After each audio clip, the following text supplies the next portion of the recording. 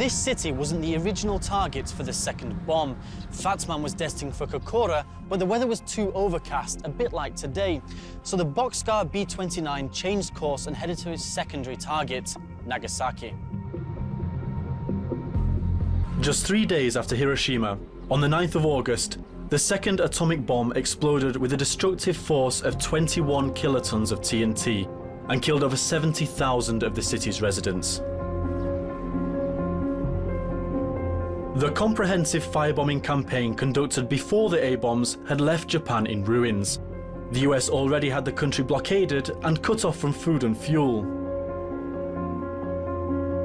The U.S. strategic bombing survey that was done at the end of the war concluded that the Japanese would have surrendered even if the bomb had not been used, even if the invasion had not gone forward, that they would have surrendered prior to the November 1st, which I think was the date for Operation Olympic, the invasion of the home islands.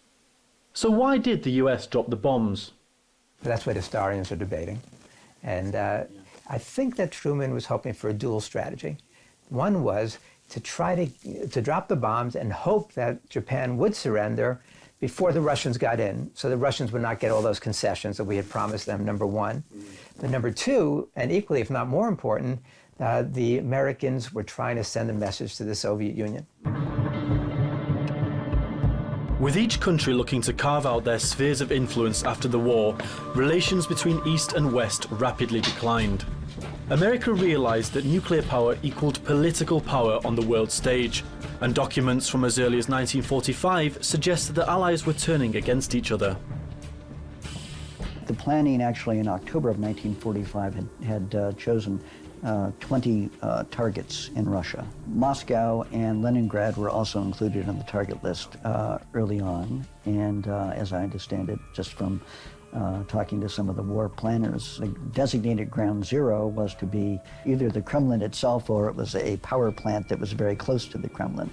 As the bombs got larger, they would move the designated ground zero to a point so that it would destroy more targets just with one weapon. Это как раз разработка объединенная, Joint Intelligence Committee, 250 серия, где как раз говорилось о том, что Советский Союз ослаблен, и, очевидно, он будет вести агрессивную политику против Соединенных Штатов Америки. И, соответственно, необходимо разрабатывать планы с учетом всех этих обстоятельств. В дальнейшем эти разработки лишь увеличивали количество советских городов, предназначенных для ядерного удара. План Клещи, дальше дропшот. По мере увеличения конфронтации политической между Советским Союзом и Соединенными Штатами Америки увеличилось и количество городов, количество целей на территории Советского Союза для ядерной бомбардировки. Point 4, within the foreseeable future, a war between the United States and Russia will be the result of a miscalculation by Russian leaders of the capabilities and intention of the United States. And they even got a map of all the different industrial centers in Russia the US planned to target.